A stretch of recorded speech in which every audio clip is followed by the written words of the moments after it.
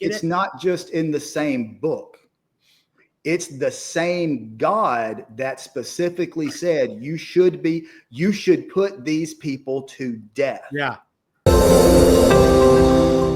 I do want to ask you a question about this, because I'm always curious about this. You and I know a lot of the same people, and I know some of them are gay, or various levels of various variations of queer. Let's just say that as a common umbrella. I love the queer umbrella term. Yeah. My wife and I were just talking about this today. It's like it's such an encompassing umbrella. I wish we could just stick with the word, because it's easier just to say, in the sense that it includes everyone. I get it. Right. Doesn't matter what and some people don't like to be pigeonholed anyway. I'm not gay and I'm not a lesbian. I'm somewhere. You're queer. That's fine. And I know it was a slur, but it's not now. We've taken it back. Let me ask you this, and you'll see this in the South, probably everywhere, but we do see it in the South, where you're gay, you're queer, and yet you are still going to church. How do you, Scott, square that? Because it's an odd thing to me. I can't quite get it, but I'm not queer and I'm not religious. So again, it's like a little bit foreign. So my opinion is a little skewed, but how do you see that? I see that if you read the book of Matthew, Jesus specifically says that anyone who divorces and remarries, and divorces for a reason other than having someone committed adultery on you. Mm-hmm. If you divorce and remarry, you are an adulterer, and you will never see the kingdom of heaven. And yet the most fervent believers in that book have elected Donald Trump president, who is on his third wife. And if I'm not mistaken, he cheated on the first one with the second one, cheated on the second one. Even then, it doesn't matter. By the very words in their own book, he'll never see the kingdom of heaven, and yet they're saying that he was sent here by God. I think, and I don't want to call out my fellow queer people, but I think it's the same type of conditioning. The conditioning is there. The indoctrination, especially when it happens from a young age, is there. And the reason that you try to square that circle is because forcing that square peg into that round hole is easier than dealing with the cognitive dissonance. Yeah. So making up the reasons, well, that was the Old Testament. Well, Jesus said to love everybody. Right. So that's why we're a queer-friendly church. Yeah. And to be fair, there are queer-friendly churches. I know there's one in Jacksonville that several of our friends go to. Oh, yeah. Some initials, and I can't think what it is. Oh, especially the UUs. The UUs. The UUs are very open.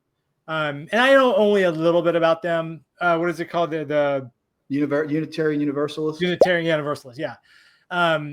Episcopals have been fairly, I was raised Episcopal, which is a very casual Christian, been fairly open. But again, most of these it's still in the book.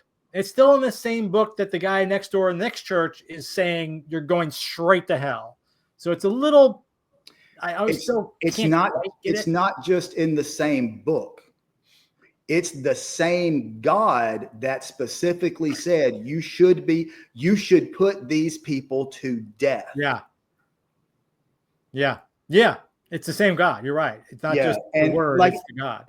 It's just like anything else. I mean, to me, a queer person who is religious and believing that those things can coalesce is no different than the same person who thinks a person can live in a belly of a whale for 40 days. It's just, you have, I think so much of it is that people that have those beliefs and they're just so deeply rooted in that. It's so much easier to literally say illogical things, circular arguments, and just lack of logic to help them cope with the fact that they can't ask those questions because that gets them outside their comfort zone too. No, I agree with you. I think you absolutely hit that on the head. I think that is it. And again, being raised and still living in the South, it's just part of society, and it's hard to break away. A lot of people give up a lot when they leave the religion. It's one of the reasons we have a group here in Chicago that we meet regularly.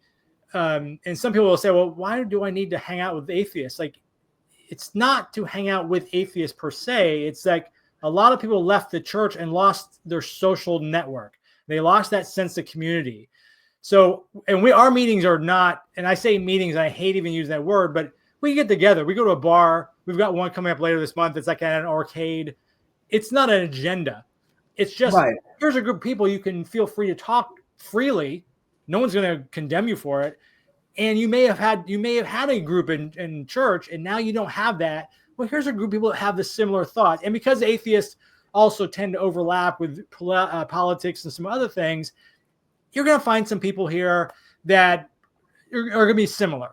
Just like when you go to church, those people are similar to you too. When you're a religious person, this is the opposite. It's like I said, not an agenda, but finding that group is hard to give up. And there's a lot of people, I know a lot of people that absolutely, they will not leave the church, even though they are hardcore atheists in their mind, but they leave. Like we were talking about the guy who was a Pentecostal preacher.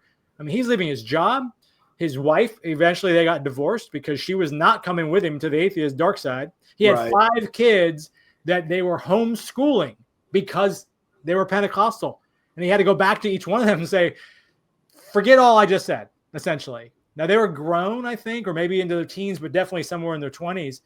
And he's like, I just raised them all this way, and I got to go back and say I was wrong? That's a hard thing, and most people just don't want to do the hard thing. It's a very tough, and I don't blame them. I understand it. But I can't imagine necessarily being gay and going to a church sermon where they're talking about me specifically, that I'm going to go to hell. I can't tell anybody, but I'm sitting there going, you're talking about me. The person who we all just hugged me on the way in. You're now telling me I'm going to go to hell. Yeah. But I got to come back next week because, it's what we do. It's very tough. And it's even worse when you get out of that on a Sunday and then family dinners on Thursday night. The same things get, And that's part of the issue I face with that is I everything for me is internal. What anybody has ever seen about my personality is exactly what I let them see. I'm a master of masking. I learned to mask from an early age. I saw something on a social media post once that said, if you're the type of person that retreats into yourself when you're sick, then that means as a child, you had to deal with a lot of really heavy stuff by yourself. Interesting. And I kind of followed that path and realized, like I said, this is some of these things nobody I ever grew up with knew about it. And the worst part is the internalized homophobia. Oh, yeah. Well, yeah. Like you and I could go on for this for days. No, I mean in myself. Oh, I see what you're saying. You had to repress it yourself. Yeah. Well, yeah, because first of all, when I went into the Navy, I was on the bus to Orlando when Bill Clinton was elected president. Oh, wow. Which means I violated federal law to do what I felt was my civic duty as a queer person to join the United States military. Yeah. That's it. Because I had never told anybody about this. This is something else I had just brewing under the surface. Yeah. On because at the time I really wanted to join the Navy. And when I got my discharge and came back home, because again, this is still don't ask, don't tell. Yeah.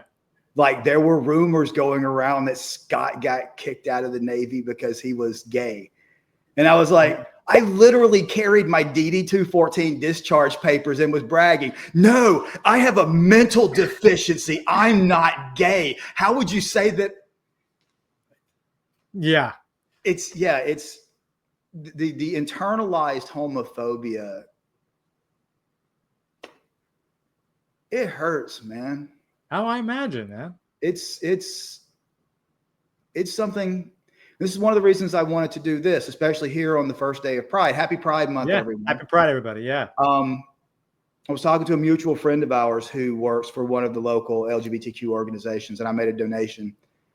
And she asked me about it. And one of the things I told her, she said, "Oh, this is a great donation." I was like, "It's not enough." Yeah. Because if I would have had this type of support, this type of places that I can go, people that I can talk to, I would be a wholly different person. I would have grown up with a lot more self-confidence. I would have grown up a lot more sure of myself and my place in the world. And instead, I ended up with a mental health issue that has one of the highest suicide rates of any mental health issue. And, when suicidal ideation becomes just something that exists in your life rather than being able to live fully for who you are, I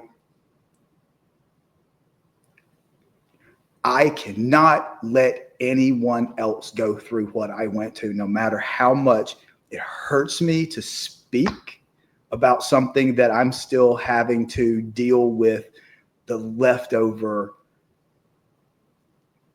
trauma of. I'm supposed to go out and enjoy myself, not feel shame for exploring life and living life to the fullest, and exploring what I like about food and what I like about travel and what I like about my own sexuality. I shouldn't feel shame over that. And I don't ever want anyone else to either. And that's just, happy Pride, everyone. Happy Pride. Let me ask you one more question and then we'll wrap up. You kind of hit on this, but if you were to talk to someone now, young kid or an old person, are we old persons now? I guess we are. I keep getting told I am. I know. It's the gray in my beard that's giving it away. Other than that, I'm totally exactly. Again. And maybe the bags into my eyes, like, God damn. Yeah, I thought about that when I turned my light on. I was like, "Ooh, I might want to do this with a filter." How do I smooth that out? But what would you give? What advice would you give to someone coming out either way, as atheist or as bi or as gay? Coming out, I guess, and I can use that as a broad term. Coming out when you're going against most of society, and I say against, you're different than most of society, but specifically atheism and being and queer. Again, go back to use queer. What advice would you give to that person? And would it be different, age versus age? Young versus old. Man, I mean, realistically, I try not to have conversations about religion with anyone who's under 18, simply because that's their parents' job. Yeah, I know what you mean. I wish I could snap my fingers and get rid of some of the bad choices and options, but we can't. I guess find community. Community is something that I never had, something I never found when it comes to religion or sexuality. Being outside of religion, it's just a thing that is. I think most of the people around me, either religion isn't as much a part of their life as they do in everyday life. So if you're thinking about coming out as an atheist, or you even have questions, ask those questions. First of all, dogma keeps you from answering questions. Truth is not afraid of questioning. Just point blank and period. If you ask questions that you do not find good answers to, keep asking the questions, because you're going to either get a good answer or realize there's not one. And if there is not one, if the answers that you are getting do not make sense, then the question does not make sense. And it's time to move on. And realistically, just like anything else, because it's grieving especially when you leave a religious group, like you were talking about, and not having that social structure, that is a form of grieving. And Yeah. you need to take care of yourself, because you're going to have moments of doubting yourself, because, the cognitive dissonance kicks in. You're going to wonder if you did the right thing when people stop talking to you.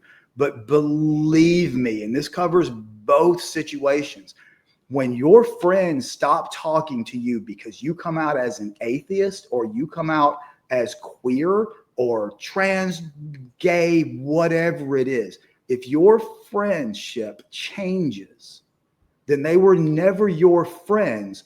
They were friends with who they thought you were. They were friends with their version of you.